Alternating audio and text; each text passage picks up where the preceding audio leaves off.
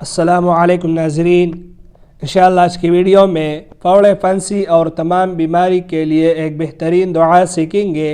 ام المؤمنین سیدہ عائشہ رضی اللہ تعالیٰ عنہ سے روایت ہے کہ نبی معظم صلی اللہ علیہ وسلم سے جب کوئی آدمی اپنی کسی بیماری کے متعلق عرض کرتا یا اس کو کوئی فوڑا فنسی ہوتی تو نبی کریم صلی اللہ علیہ وسلم اپنی شہادت والی انگلی کے ساتھ ایسے کرتے اور پھر یہ دعا پڑھتے: بسم اللہ تربت ارضنا بریقت بعضنا یشفى به سقیمنا بإذن ربنا بسم اللہ تربت ارضنا بریقت بعضنا یشفى به سقیمنا بإذن ربنا۔